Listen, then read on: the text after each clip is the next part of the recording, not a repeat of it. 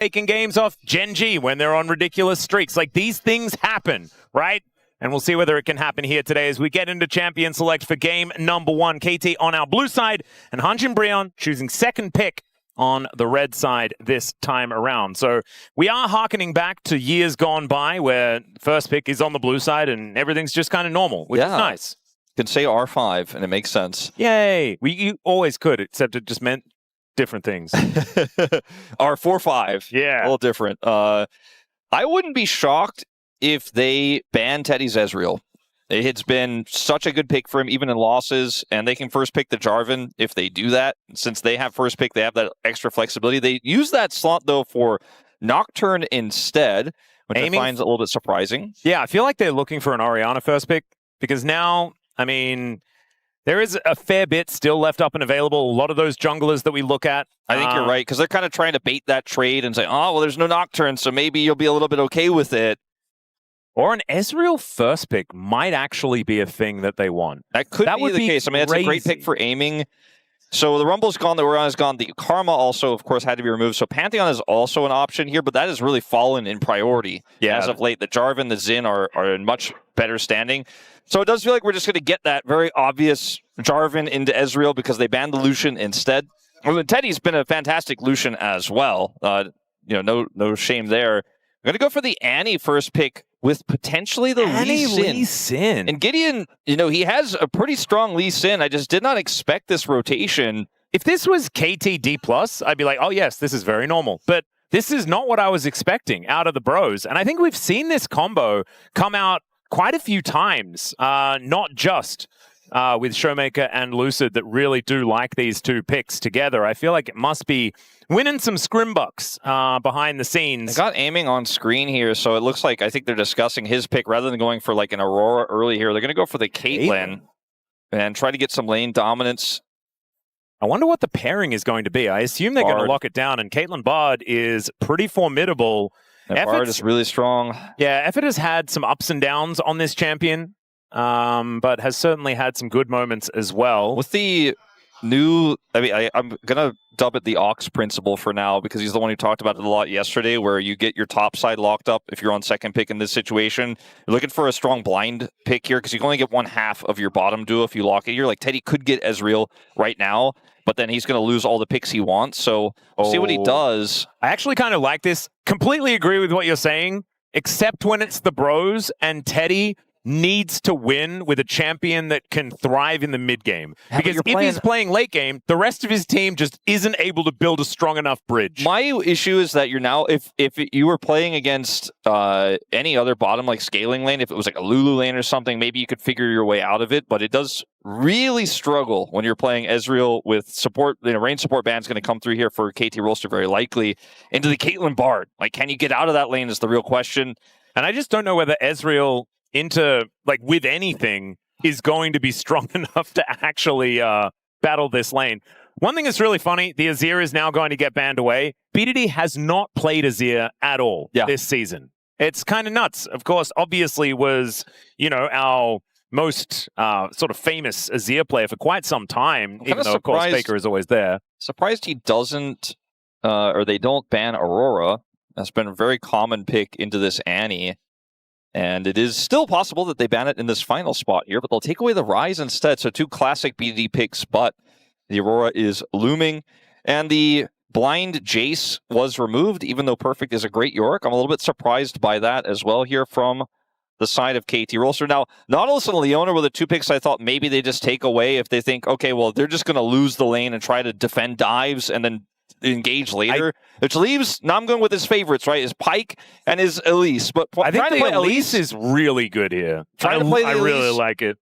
It is so, though, feast or famine in this 2v2. Like, you either save the lane or you lose even harder than you would have otherwise. And now Perfect is going to get his hands on this Renekton that casting could have grabbed on that third spot instead of the Ezreal, and it goes all the way through here. This draft for KT Rolster is so formidable in the mid game, and BDD looks like he wants to prefer a little bit of range here with this Mel pick, despite the nerfs, instead of going for the Aurora. Yeah, now pick of the litter here for casting. He can play the Vayne, which has been in vogue, but also the Gnar is up and available into the Renekton. We have seen Renektons find a little bit more success in the past, but this is some of the flavor that Zeus was bringing out, and he might just decide to go that way. But instead, back to the tried and true, and it will just be the Gnar. So probably should have stuck to our guns there. I think that the Quinn is... there's too many all-in parts of this draft to try to pull that one out here. Like, if that goes poorly for some reason, and then your bottom lane is in shambles, and BDD is just scaling on Mel, then you're like, oh god, I picked Quinn and it's a disaster. I like the Gnar because it's a lot safer. Same with the Vayne. The Vayne's a little bit more flexible than the Quinn. The Quinn would definitely have gotten you out of the lane matchup, but could have had problems elsewhere. You can also get out of the lane really quickly by turning into a bird. That's true. And by turning into a bird, I mean riding a bird. But I like to think that she transforms. It kind of is like she turns into a bird, like it feels like. Yeah, that's what the animation feels like, but it's not actually how that works even a little bit. Where is the Gandalf Quinn skin, by the way? Yeah, where's the Birdman Quinn skin? True. Bird woman. It would have been so good. There's so many possible opportunities. I mean, Birdman Galio also should just be a thing, let's be honest. Birdman Azir? Yes. Oh my gosh. They kind of have Harvey Birdman. I feel like that skin was kind of inspired, right? All right, well, I think this draft for KT has a ton of power here. This draft for HANJIN BRION has some really risky parts, but if they work well, they can snowball this game. Yeah, I actually really like the look of it from HANJIN BRION, but KT are very, very scary. Let's get onto the riff for game number 1.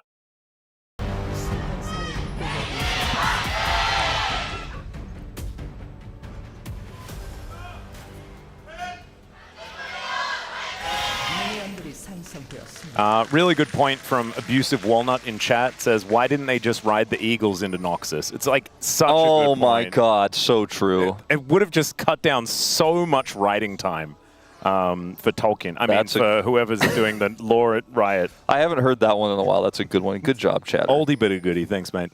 All right, here we are, onto the Rift, seeing whether BDD is going to have a good time into the Annie this time. I believe he's played the Mel into Annie before. Obviously, very hard to rebut a Tibbers, but he's got True Shot Barrages. There's a lot of things that you can get a fair bit of value with. Not to mention, you know, having to throw back a Cocoon or something like that. Like, there are a few things that you can rebut and have a pretty good time with. Also, the Pyroblast from the Annie. If he is actually going to be using that for the stun, then you can mitigate it very comfortably. We have seen BDD do that very thing in this lane matchup already this tournament, so certainly well-versed at it. Rebuttal, it's funny, it was being discussed yesterday as well, in terms of its cooldown being nerfed to Oblivion, but it is still incredibly powerful. It's not what I really associate Mel with, but it can warp team fights and lanes as efforts get flashed on. Yeah, there's the Flash Cocoon. Effort is just dead. There is nothing they can do about it, as Namgung continuing to go aggressive. We'll take a bit of damage back, but just gives a good old thumbs up, and that is a comfortable first blood here for HANJIN BRION, and this is what we were talking about. That's why the Elise is so good in this lane. How did that miss? Oh, barrier. I was going to say, like, what? Thank you very much, Wolf, for actually having eyes. Well, I actually didn't see it, I just heard it in that moment, but this is Namgung's best pick. I just want to put that out there, like, career best. He is incredible at this pick, and you know, early on in his career, he used it as a crutch sometimes, but I think in this draft, it works incredibly well, and his mastery of it is going to be potentially what gets them into a good spot in this lane. Teddy losing barrier there may come back to bite him later on, but still feeling great about the start in this lane. The kill was also picked up by Teddy and not Namgung. Elise uses the gold well, but still, it's exactly where you want the money to be. Yep. Having a look here, KT have been pretty successful in these champions. Surprising that Perfect doesn't have a winning record, given the fact that KT have just been winning all the time. I believe they're 16-4 as far as games are concerned. And so you'd expect that the numbers would be pretty good. On the bro side, though, looking pretty even outside of Gideon, struggling a bit on the lease in. Yeah, when you have played 9 series and you got 6 games of Ezreal and with Fearless existing, and bans existing, and people knowing you're Teddy, it means you've got a proclivity to pick this champion. He was able to get it because they pushed it into that 3rd spot before the 2nd phase. Let's see if he can make use of this gold lead that he's picked up right now. Gideon is currently without a scuttle, and Cuzz is going to grab that double scuttle to start things off. We'll just be over on his Raptor camp is Gideon. And so not exactly winning as great. Snare comes through from BDD, but the stun is down with the Incinerate. Now you got a magical journey coming on over as Namgung may actually get challenged and punished for his first blood flash cocoon into the trap, and down he will go, and Aiming is going to collect it with a Peacemaker. Yeah, that was really nicely played there by Cuzz, and they make sure that Aiming can secure the kill, which sometimes against Elise can be kind of annoying and tricky because of the repel, but they do lock that one down, and now all that lead is just gone. And the problem here is, I mean, you know that you don't have Scuttle, you don't have any vision, just too far up. Namgung wanted to continue to apply that pressure, and that's exactly what Cuzz was counting on. And I think he probably was like, let's see what we can get here. Maybe we can get Teddy's flash or something like that. Namgung, knowing he doesn't have flash, makes him the prio target, and they got more than they bargained for there. Teddy was playing a lot safer than Namgung was in that moment, and so he escapes. Yeah, it was really well done. And not having a minion wave to repel to is a little bit of a worry there for the Elise. And you kind of just have to play aggressively, right? So GIDEON is lurking. He may be able to set something up here if he can land a Sonic Wave. Yeah, perfect. Just wanting to heal off this wave, does so, and is playing pretty respectfully of casting, especially with that Gnar starting to charge up. You can understand why. Things very even on that top side, but GIDEON not exactly finding a lot of joy in that gank attempt, so we'll be falling behind. I mean, it's just crazy. Like, he spent so much time there. You mentioned already he got double scuttled. He's massively behind in terms of his farm, as we do have level 6 here. An unfortunate time to be teleporting back for Perfect there. Thankfully has some sustain in the kit. Yeah, he'll be fine. He's got a potion as well, but nice little punish there from casting at least. Yep. But the gold advantage for Cuzz is quite large. BDD has generated a pretty significant CS advantage here as well. And that bottom lead that you had feels completely washed away now with that kill onto Aiming. So for HANJIN, feeling a little frustrated probably. Yeah, this was kind of what we were dealing with the last time KT and Bro faced off. And that was just not a lot of fighting back. I do recall the last time BDD played Mel, he got like a triple kill on the first dragon fight. He did do that. I might have been against Bro. I can't remember. It might have actually been Wolf. You might be onto something there. But I hope it doesn't happen right now, because I do see Bro grouping up around this dragon. And maybe history will repeat itself, but hopefully not for their sake, as BDD is really layering the damage into this Annie right now. I'm going to have a look just to see I think whether you were worth right. Checking. As Bro are going to pull the dragon and not actually commit, so it won't be happening right now in this game at least. Yeah, well, it was. Okay, I had an instinct about that. He went 5-0-7. It was Loki that time around, though, as the bear comes down. There's the flash in from GIDEON, but doesn't manage to land anything else after it. And BDD will be able to walk it off. Still, did have to flash, and Roma still has his. That's going to be a big deal for some flash bears as this game goes on. Perfect. Doing fine in this matchup as we jump up to it. But yeah, it is looking like with the attempt there from Bro to get that prio, and then because they couldn't hold it, they went for the mid gank. It didn't lead to anything, so they're just going to lose this dragon as a result, unfortunately for them. GIDEON is a big grubs enjoyer, so maybe he can get that on the next pass here in 1 minute's time when they do spawn. But the first objective is KT's, and they are going to continue to push this lead in the bottom lane and start to pick up a plate here, possibly even two. It's a pretty big wave. I'm going to do some chipping to it at least. And this is the problem. If you're not going forward with an Elise lane, you're just going backwards. It's kind of how it goes. As Effort does manage to get the nice little electrocute proc onto Teddy. Electrocute Bard feels illegal. It's just so annoying. Yeah. I feel like his trade pattern is just so perfect. Exactly. For Electrocute. And Electrocute got buffed so many times. I think it's a big part of why Bard is so meta right now. Oh, Dominus here popped towards the top side of the map as casting taking a lot of damage. Perfect. Does need a few extra buttons, but look at those buffs to the Dominus, man. You can feel it, the power. But still, not enough to lock down the kill or anything like that. Didn't have to invest a flash, though, so Perfect feeling still fine about how things are going. Yeah, Casting reacted very well there. If Perfect gets an extra auto or two off there, has enough fury for another W, he might have to flash in response to Perfect jumping on him, as Cuzz is going to deny GIDEON the grubs. Oh, no. It's a sad day. There is no fury like GIDEON being denied grubs. I think that's the quote. Yeah. And also with Renekton, after he just pressed Q, doesn't have his ult up. Yeah. No fury there either. You do tend to lack fury if you've pressed buttons on Renekton. That is a good point as well. I think that's also another really important quote. Is BDD going to get bad? And it's just par for the course. It's just how you're supposed to do it. GIDEON down here towards his bottom side. There is no one else here. KT have just decided to call it a day when it comes to defending bottom lane. And GIDEON is going to be spotted on these Krugs. Able to get a camp back is actually kind of a big deal because GIDEON was falling behind and is actually now finding himself parity alongside Cuzz, even though Cuzz does have the assist, so that's really nice. End up finding a really nice window there to punish. Effort not able to do anything to deny. And I don't even think it looked for a Q there because he wanted to have it in case of a fight. Trying to get the mini Krugs would have been risky, not worth it. Gonna go over here now though that his jungler is back and set up some deep vision. Namgung is going to come over here to challenge with GIDEON, and so we'll see if aiming is forced to respond or not, as I believe he got a second plate. They might have to do some face checking here as well, which could be a bit of a problem, but the magical journey comes down from Effort, and Namgung should be able to make his way towards the lane and help Teddy out here. But I mean, there's 2 plates left in the bottom lane out of turret. Third one there, so a lot of money for this Caitlyn. And unfortunately, Namgung, he tried to go for the cocoon play, but it was very obvious with how Effort was moving that he was 100% ready for it. He used the magical journey to dodge it through that fat wall, which is quite common. As perfect as he's a mid laner now. Yep, the roaming Renekton and BDD, he's got this. Down goes Roma.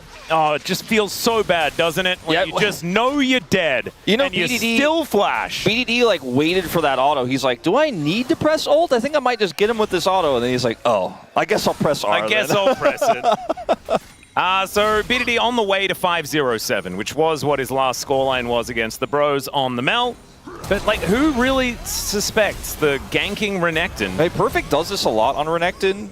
And sometimes when you have a lead as Renekton, you have so much agency to go around the map, even if it takes you a really long time. He didn't even have a lead in this game, but was able to sneak down there. And now he's the target of a potential dive. Yeah, Flash Wallop is going to connect, and that's going to land the Q for GIDEON.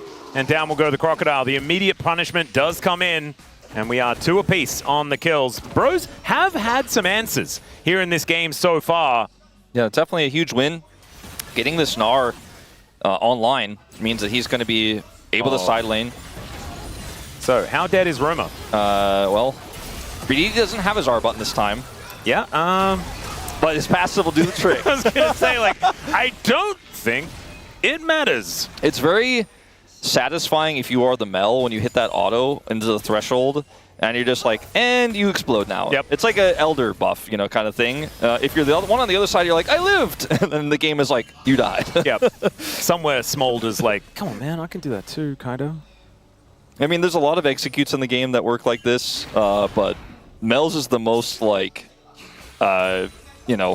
dead, and I'm waving my finger at you and you die. It feels a bit more idiot-proof. Yeah. I do like it.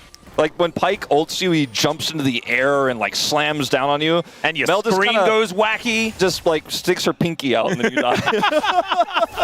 And saying that while there is this really cute cup of it's supposed to be a cup of cocoa. I know this is the carrier skin, so it's a little bit different, but that's what it's supposed to be. Really does make that whole vibe feel better. As GIDEON does take a bit of damage here from BDD, who's just throwing Qs around. Now that has all the points in it, it is just really hurting. Yeah, it hurts a lot. He has Ludens as well. That's adding all that extra burst damage. And he went for early Merc Treads defensively so that when Annie drops Tibbers, it doesn't really hurt him, which you could feel earlier. It looks like Gideon's going to get this Dragon, which is nice.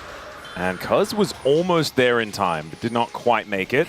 There's the flash in from Namgung. Does manage to find the Coon, and that is another very dead Bard. Yeah, I believe that control ward was placed by him as he was dying, so they read that really well as GIDEON. Yeah, just going to get engaged on here by Cuzz. Wanting to defend some vision. Does get put in a spider web. Now, always reminds me of Mexna from Nax Ramus. Oh, yeah. Web wraps, man. Very frustrating. I forgot about that. It was also very annoying because no one ever got you out of the web wraps when you were in Pugs, Oh, good. No one had Mikhail's? No, no one had Mikhail's. It was really frustrating. Unlucky. Yeah. Well, the dragon they pick up is a strong individual elemental dragon. Oh? BDD looks for a bit of an angle here and just finds the ulti. Down he will go. Another pinky wave. You hate it. Yeah.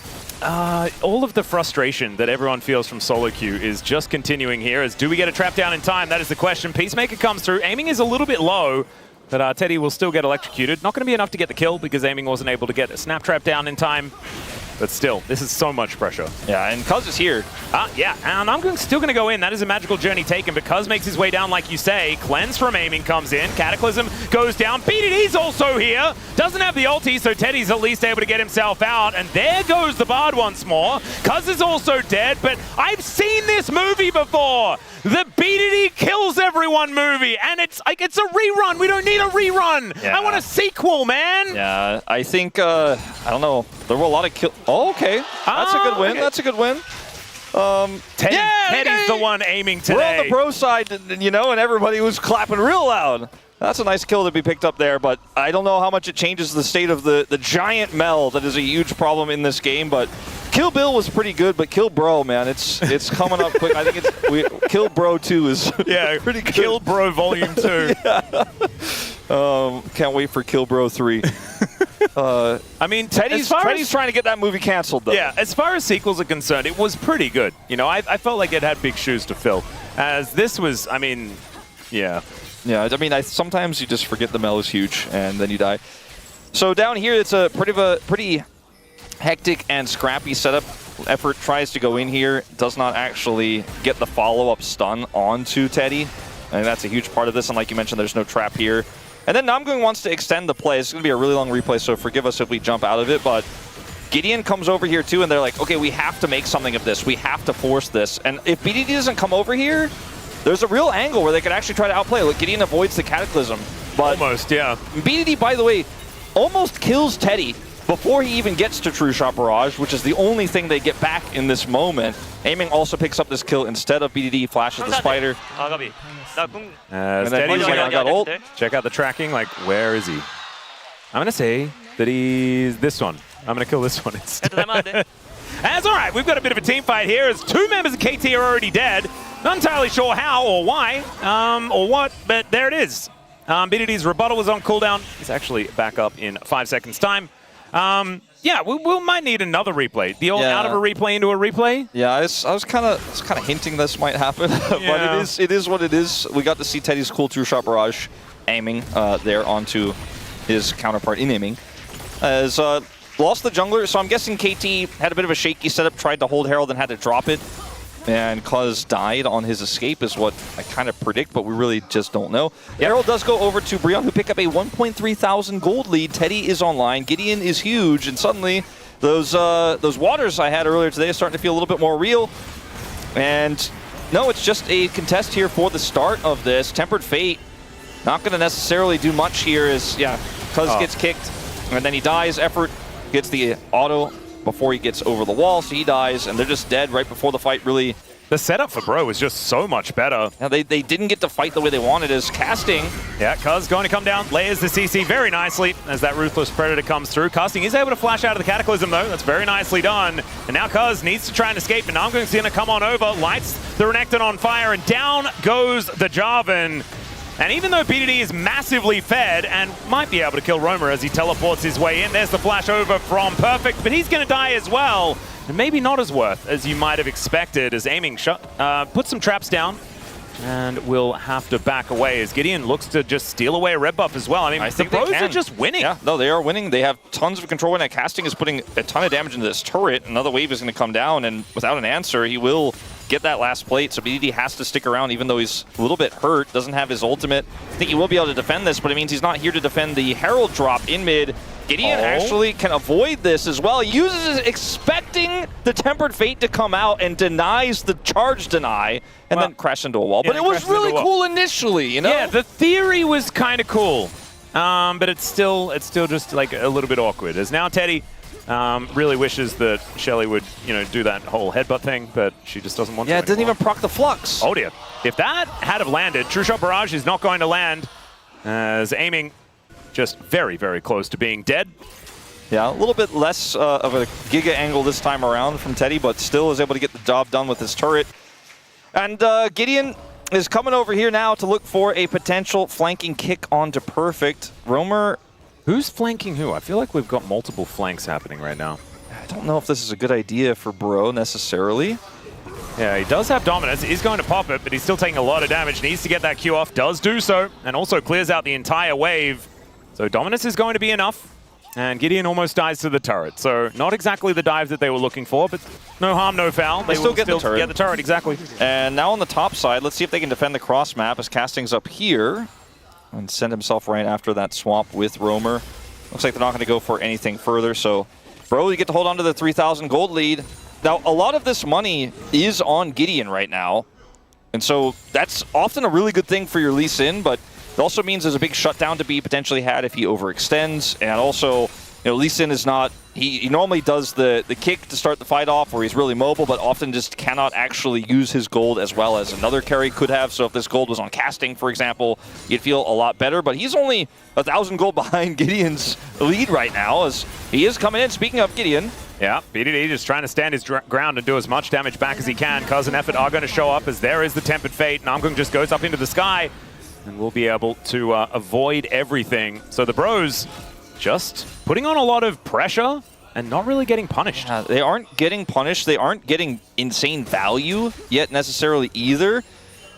But the lead that Teddy has, you can really feel it. He's going to explode through some of these next team fights, especially with Gideon being as big as he is. Like, he can also just kind of absorb a ton of the pressure and allow Teddy to carry. And Roamer being 0-4 is not necessarily about him not doing anything because he's still Annie. He can still set up stuns. It's just that BDD is huge. So you need to try to kill BDD and aiming somehow very carefully if you're Gideon. But if this game is anything to go by so far, I think he's got a pretty solid shot of leveraging this lead here and killing those really big carry threats. Obviously, aiming not as big as BDD right now, but will be later on. I think this is very winnable for the bros. I think so. Like, I want to say, like, you know, we've had so many games with our East side and potentially later on they will be Rise group, but we can't call them that yet, teams where they have a lead like this and they can't hold it. Like, bro have been so much better recently, and this lead, especially with where it is on Teddy, feels very playable, feels very winnable. Like, yeah. I want to trust it.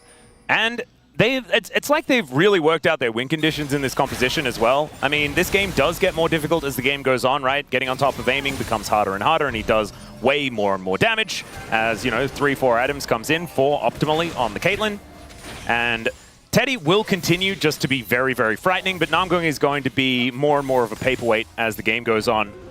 And so that will be more difficult. Gideon becomes one kick in the later stages of the game. Yeah, obviously, that can be game-winning still. But it is a little bit more difficult to play out a lot of those team fights later on in the game. But the way they're playing in this mid-game is really beautifully done. And that's what we were talking about, right? Like, I really did like KT's Lucian ban for Teddy, just because Lucian is such a great bridging champion towards the later stage of the game, and Teddy is very, very good at playing aggressively around that timing. And Ezreal is also one of those, and I mean, probably Teddy's best champion right now. One of the cool things about how Bro operate as a team is if Teddy's on a scaling champion, you're like, yes, that's great. If Teddy's on an aggressive champion, he's really good at that, but Bro are super good at the early mid-game. So it just links together really well no matter what Teddy is playing. And so this draft, I mean, they are getting value out of this Ezreal pick, and because Namgung, you know, helped out a little bit early, but also they won those early scraps, like, it doesn't matter that they laned into Caitlyn at all. You know, the end result is Teddy is 1.3 thousand gold ahead. The risk paid off. I'll see how they play this mid-game out, because the Elise also just becomes, later on, a very free kill if things do not go your way, if you lose control over the map or the game. So at any moment in time, this could go wrong for Bro quickly. It really is only just a matter of one single team fight, and this lead falls apart. But let's see how they pilot this next Dragon fight. They have no prio, but it's still 30 seconds before the Dragon spawns. They can play it slow as Perfect will not. He's going to TP behind enemy lines here. Yeah, Roamer is waiting for him, though, so this could be a scary moment. Big old teleport comes in, thanks to the quest, and so he is able to get himself out of there. Teddy, Arcane Shift, very, very nice. Avoids the Tempered Fate. Trying to hit an Ezreal with that ability is a tough one if you haven't tracked the cooldowns. Cuzz going to get cocooned, but is able to flag, drag, and then take a magical journey to get himself out of there. But still, you can see the bros just pressure them out of the river. There's 8 seconds until Soul Point is available for the bros, and it looks like they might just be able to take it. Bro have really just figured out how to know when to be incredibly aggressive and when to slow play, which is always their biggest issue in my mind this season so far, is they were either too much in one direction which is why BDD ended up getting that triple kill last time around on that early dragon. They're like, we're going in here now! And they sent it, and they lost the game. But in this situation, they didn't have prio, but they slow played, punished the Renekton teleport, grouped, poked with Teddy's Ezreal, and get control. And BDD tried to offer some poke back, but just wasn't enough. And they end up getting soul point here with this Chemtech dragon. It's really nice. Rapid fire cannon is done here for aiming though, so pretty scary is the Caitlyn, or beginning to be. The Hex Optics and Infinity Edge already done as well. Perfect just doing his very best to be relevant. And this is, you know, the side of the KT composition that isn't necessarily as strong, is a Renekton that has fallen behind, is not going to be quite as dangerous as the Flag and Drag. Going to get interrupted here by Namgung, just avoiding the flag right there, as we can see. Effort missing a button or two there onto Gideon at the same time. And so the bros just able to throw out so much, like, unpunishable attempted engage. And that is not going to be one of those options, as Cuzz needs to get himself out of there. Does have the Mikhails from Effort to help him do so, but now his health bar is very, very low. Great snare going to connect onto Gideon, but he safeguards to get out of the way of most of the queue. It's a lot of damage onto this Lee Sin. And Namgung wants to stop some backs here. If he is successful and they try to back again, I mean, there might even have been a Baron angle there, but Gideon took so much damage that they're not going to opt for it. It's 24 minutes into this game. The Ezreal is on 3 items, but that win in that trade alone was not enough to say, all right, well, that's Baron for us. But they definitely can threaten the idea of it, which KT was being very respectful around and grouping towards, because we are at a game state now where Bro can make those decisive calls and KT need to be able to respond. They are going to respond and take this turret out, though, for free. Yeah, it's taking a lot of damage. They're taking a lot of damage from BDD just afterwards as well. As Casting looking for a bit of an angle, but Perfect is going to spot him while he takes these Raptors. Cuzz might be in an odd spot here, but avoids a whole bunch of the buttons as Casting still has that Gnar bar at a really nice position. And the bros are just, they're playing with so much more confidence. Yeah, no, that's what it feels crazy. like. They just, I know you were saying that like they know what to do here and there, but it's also the pizzazz, you know? It's the gusto, the mojo that they're wielding here in this game. As I say that, Perfect is just going to get gnawed back towards Teddy and needs to get himself the heck out of there. BDD with a Shadow Flame now, though. That's scary. I think Casting gave Perfect a pretty good look at his mojo there. Perfect wanted to make an aggressive play in response. He was like Dr. Evil on the moon, where he holds up the vial that has the mojo in it. That was the thing, right? And then Perfect, instead of saying, that's my mojo, was like, that's your mojo. Man, I really wish we had the cinematic version instead of this top-down version. It would have been very, very cool to have that. Yeah. Maybe we'll get it when we, you know, go to the Mad movie or something like that. When is there going to be, like, they've got, Mike Myers can still do it. They have to make a 4th Austin Powers movie. I've been waiting for it since I was 12 years old. Yeah, me too. Well, maybe we've passed the timing. A lot of them were really good. I remember when Goldmember came out, I was like, oh, this isn't as good, but it was still great. There have been so many way worse sequels since, as Romer is going to have to flash. Tempered Fate is going to go wide there as well, but the Cataclysm comes down and the Annie explodes. Yeah, she's dead, and can they get something here on the other side into this Renekton? I mean, I think they can get the turret, but probably not anything else. Now, BDD has to make the call. He's going to make the call to back. I was like, you could just try to trade this 1-for-1 inner turret. I'm good. Flash Cocoon is going to get flashed there by Effort. Effort was on a magical journey. He certainly was. BDD does back. They lose the inner turret. They don't get anything in exchange for it. So Bro is still continuing to hold that tempo lead. Is Perfect doesn't know what's there. All right, he is going to press the Dominus button in time, but the True Shot Barrage comes down. It's a big old shield. BDD comes on over to protect him, and that is going to be enough to convince the bros to leave. And yeah, if I saw that melt, I would also do the same thing. Well, Perfect is playing with some gusto this game, let's just say. Did you see him turn around and be like, I think I get that word? Romer here, unfortunately, has just run into too many members of KT Rolster, and he is very far behind. He does a lot of good movement. Exactly. He clicked in the right places, and then, unfortunately, the level wasn't beatable. Yes. You know? Just kind of ran into the wall there. You reached the boundary. Yeah. But, you know, Bro, they got the inner turret. They weren't punished for that. 40 seconds time, if they slow play towards this dragon, they should be able to get Chemtech Soul, which is, it's not the best for their composition, but it's pretty good for Gnar, because he can get all those resistances while he's trying to set up a cool mega angle. It's great for Lee Sin, who's fed. You know, fed Lee Sin, who has GA, is like, yes, I love Chemtech Soul. It should work. But also, it would be phenomenal for KT as well if they can start stacking them up. Obviously, they've got a lot further to go. They are going to look to deny it from the bros, though, as that's a great cocoon onto Effort. Spiderlings are so good at frustrating a Bard at the same time. I feel like this matchup for Namgung has been working out very well. As casting on a decent flank angle here. Mini little magical journey does get KT out, but they do need to be standing their ground, right? I mean, right now the poke needs to be landing for BDD. Otherwise, Teddy's just going to do too much because he's landing his true shot, speaking of. Yeah, aiming takes a lot of damage there as BDD gets the repel out of Namgung, but this dragon the entire time is being taken down, and Teddy is hitting every single Mystic shot. He's so annoying to deal with as KT, and they're just going to have to give this up. They're going to dive on top of casting here. There's the Fate's Call to lock down the Gnar as Namgung coming on in, they just pressure them out, and the Drake is taken, the Soul is Bros, and there is no answer from KT. Gideon just explodes the Bard. And there are just sad Bard noises with no response from KT as they look to just try and get back to their base safely. It's just not looking like it's possible. They're flashing all over the place. BDD cannot offer enough damage back here, and this might just be a Baron take. There's pings towards it. Teddy goes in. Yeah, he is an absolute monster as BDD looks to try and tag him. Man, only needed to land a little bit on the Teddy and he may have died. I think if he presses one more Q onto Teddy, he can kill him there. But Teddy knows it, man. He's calculated. He's hitting all these shots. But what you don't see in this replay is all the shots he hit before this as well. I mean, everyone is so incredibly low. And trying to collapse onto casting here means there's no Tempered Fate. So Bro have full reign to just push them away completely here as Teddy continues to land poke. Gideon goes in here, gets the execution onto the Bard. I don't know whether he needed to like flash kick him in the head, but it did feel satisfying. Just feel like he could have pressed E and he'd probably also die. Yeah, probably a little unnecessary, but ultimately, flashy points. Like he's trying to compete with Teddy for a potential POM. Like he's got to do what he's got to do. He's certainly got to put in some work, as he does have 3 extra kills, 9 out of 11 as far as kill participation as well. It's been a great game for Gideon despite the slow start.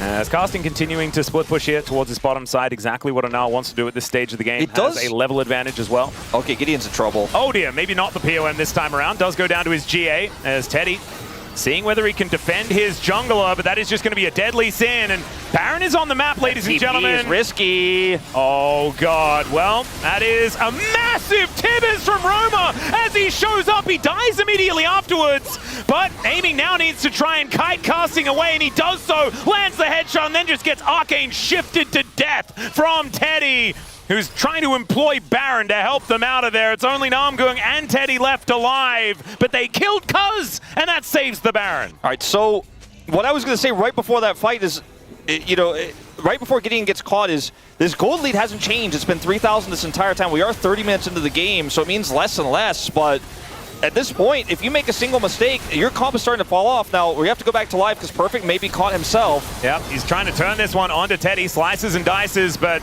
when you're, at this range, you're just going to die. Teddy picks the angle beautifully. Nowhere for the Crocodile to go. And Perfect just some opportunistic play trying to farm a side lane. Yeah, it was a great punish from HANJIN BRION, though, because they had so many members still coming back, and they were still able to confidently find that Renekton that was being a little bit greedy there and get the punish. And this is a great play from Namgung. Like, he and Teddy are super mind-linked right now, and they're on the same page saying, all right, I think Perfect's going to come up here after this wave. He's going to greed a little bit. Let's go for this. And Perfect plays it well. But like you mentioned, there's just no space. So this wall is just a little too fat, so the true shot angle is perfect. If you go up, you die. If you go down, you die. Well, that is a very high-value Scrying Bloom, as Namgung is going to spot them. They spot Namgung back, but look at Gideon. He's on a bit of an angle here. That's a bit of a mission. Looking to try and get on top of aiming. He picks the angle. The kick doesn't get him over the wall, but Namgung still turns up, and the Fate's Call isn't able to save the Caitlyn. It's a double kill as the bottom lane just gets wiped out by Teddy. 8-0-4. I mean, he's a legend here in the LCK anyway, but he's now legendary in this game. Hey, this is a huge, potentially game-winning flank from Gideon. He just goes in, he knows where aiming is able to find that pocket of vision, has control vision there, gets behind him, and even though he doesn't get the kick over the wall, it does not matter. The follow-up is there. It's so much CC as well. When you get a Dragon Rage kick into a wall like this, I mean, he sees the angle and he just starts yelling. He's like, get over here. Because he found him, he got him, he got the prize, and then he immediately calls to go to Baron because he knows that is all it takes. An opportunistic play like that, yeah, they're 3,000 gold behind, but he knows that this lead is somewhat fleeting if they end up losing any fights. They don't want to give up their tempo at all because it's so required to keep this Elise relevant, to keep this Lee Sin relevant, and they find that kill, they get the Baron, and that might have been the death knells of KT here if they cannot actually win a fight on Elder in 90 seconds time with no prio, very likely because of said Baron. Chemtech Soul also still relevant here, and Teddy is just so huge. He is an absolute monster here in this game. I do have a feeling that it's not like completely over because, you know, it's not Hextech Soul or anything like that. But you can see Teddy is just doing so much damage, so close to full build on this Ezreal, as a rebuttal is going to do a lot of damage back to Teddy. Nicely pressed there, BDD. And he's like, that's a longer cooldown than my ultimate, though. Yeah, exactly.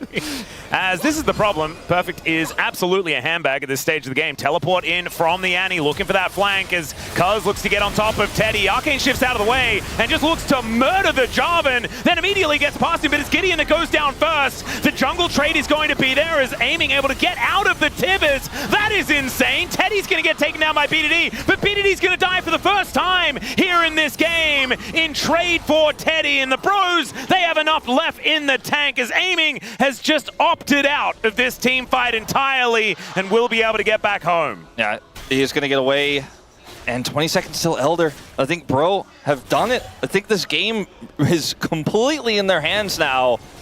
As initially in this fight, like, Teddy is in danger, right? Like, we're framing the bottom side of this fight because we don't watch it as much in live, but Teddy actually is able to kite back here, and Aiming's heroics, by the way, are what saved this for KT. He goes in here, is able to get away from Tibbers, but also layer just enough damage in there so that Teddy goes down as Namgung is trying desperately to peel. They end up killing Perfect, obviously, but Aiming getting that kill means the game doesn't end straight up, but as I mentioned before, they have so much control over Elder right now. The respawn coming through from Teddy here. He's going to rush over. And KT are going to have to challenge now. BDD does not have teleport, but he's going to run over here as fast as he can. Perfect does have teleport. He's going to have to try to buy time. Fate's call, or Tempered Fate, sorry, is going to be such a huge Yeah, I think I here. said Fate's call like a couple of times. I was tempting Fate with just bad names. I apologize, everyone. Maybe I infected you. No, I don't Maybe think it was you you. did to I think me. I infected you. I think it was. I'm gonna take responsibility for that one. But like, I feel like Bro didn't start this up quickly enough, and now it's suddenly just straight up a 5v5 fight with 4.6 thousand gold. The lead is the only difference maker here. This is just straight up going to be the game-deciding fight. Yep, sometimes you just got to flip for an Elder, ladies and gentlemen. As Aiming is down relatively low, they're looking for casting as Roma, he gets the bear down and lands it on top of the Jarvan. They get rid of the jungler before anything can really happen. And Perfect is in the backline, but there is no follow-up. Everyone else is getting zoned. And BDD is getting turned on by casting, has to flash to get out of the way of the Gnar, but it does at least survive. And Perfect does the same thing, but he has no teleport. And they can just go back to the Baron effort. Oh no, just dead once again. A Mystic shot from Teddy, just doing so much of his health bar. It's so hard to do Baron while BDD is alive with ult, though. He did not ult casting because he knew he probably didn't have enough damage there. They are still just going to do this. There's no Elder, vision. though. There's nothing that they can do about this. They will be able to scry it, but I just don't know whether they can get in there to stop it. And so KT, they just allow the Bros to take the Elder. It's on all of them. Yeah. I kind of feel like, as KT, this is such a statement to not contest there, because like you said, it's almost impossible. They had no vision. But I feel like as BDD, you kind of just had to walk up and send it. As talking about this fight briefly, they spent so much on casting, and he just absorbs it while Roma layers tons of damage, and then Teddy just does not miss. Avoids this snare from BDD and waits carefully for his opportunity to come in there. When casting goes forward, that's when he's like, okay, it's safe to go over the wall. He just takes effort out effortlessly when effort re-engages in this fight. And BDD is just not able to get close enough to land any poke. Like, BDD does so much damage if he can land it, but it's just too risky to walk up. But BDD and KT making a statement that they think they can defend against this Elder by not contesting. They think that's a greater chance of victory with the wave clear this Mel has. See if they're right, because Bro are looking to end this game right now. Yeah, they should definitely be able to take this inhibitor in the mid lane. Nothing they can do to stop that. But KT, let's see how good the defense is going to be. 1 minute until the Baron, which is obviously much better for getting a shove in and sieging. It's pretty easy to apply Elder when you're Ezreal, and you don't miss. So it's pretty broken here for Bro. Imagine if it was a Look at his damage! Yeah, he's done a lot of damage. My God, I knew it was high, but he might double BDD if this keeps up. That's over 1,000 DPM. True Shot Barrage. I mean, I'm starting to feel like if that tags anyone, they might just die. As Effort especially seems pretty susceptible. And they can use this Elder. Now, they're not going to go for a dive. You know, it's really tough with Gnar and the timing of that to actually go in and just end the game right now, even with this inhibitor down. But they can use this Elder buff to get the Baron. Yep. And then go again, where the Baron could be a little bit more easy to end the game with because it's going to give you so much more siege, even with the Mel clearing those waves, the Caitlyn clearing the waves pretty decently as well. Do you remember the stat that we had about average game time? Yeah. Yeah. The bros really living up to it. Yeah, well, they kind of, it dropped a little bit in their last series against Kium, so they're trying to get it back to where it was. You want to know something funny? It didn't actually drop. Oh, really? Yeah, the average in that series was still above 34 minutes. I just, in my mind, I was like, yeah, nah, they did a good job, right? No. Even then, with a pretty clean 2-0. Let's see if that poke can land from BDD. Yeah, True Shot Barrage is going to come back. Does a lot of damage to Teddy, as we can see here, as Perfect wants to get in. Arcane Shift gets Teddy out of there. So no flash Ruthless Predator from Perfect to lock down the Ezreal. As the bros back onto the Baron once again. And this Vision War is just something that the bros have a stranglehold on right now. GIDEON's holding this Baron aggro, but I don't know if he really should. Has just been here this whole time. They do manage to clear it out as the Scry's Bloom does come back up. GIDEON's taking way too much damage. They're going to have to stop hitting this Baron. Yeah, True Shot Barrage onto Perfect is going to soften him up as well. There's a lot of snap traps there in that Banana Brush. But this ward also high value for the bros as Teddy taking matters into his own hands. Fakes the call, gets the flash out of Teddy. They got the Tempered Fate. That's crazy. That is a big deal. I mean, Teddy's just like, I kill you if you don't use this. Is casting also like, I kill you? Is Perfect might have The base, by the way, has super minions on the Nexus turret. Someone has to answer for this, and the Baron is just going to go over. You have to think. I think KT know that they have to try and contest this. As the Cocoon lands onto a Spiderling, Roma throws a bear down on top of Cuzz. They just need to deny any steal attempt, and that's exactly what they're going to do. Casting gets a Gnar into the wall. BDD taken out before he can do anything, and Effort goes down once again. It's a double for Teddy. It should be a triple after this GA comes back up. As aiming, nothing he can do by himself. That's 420 gold over to GIDEON just to spend after that Nexus explodes. As Casting and Perfect just kind of doing exactly what they've been doing this entire game, hitting each other with buttons. True Shot Barrage is going to take down that GA. Teddy just does not miss here today, man. He is having such an extraordinary game. Him and GIDEON, man, I think they've just together had one of their best games of their careers at the same time. And now, it's absolutely terrifying. They are one win away from dethroning KT here. I mean, KT cannot... I'm going to check the standings again. I think they need to get 2-0, right? To get first place. They cannot get it anymore.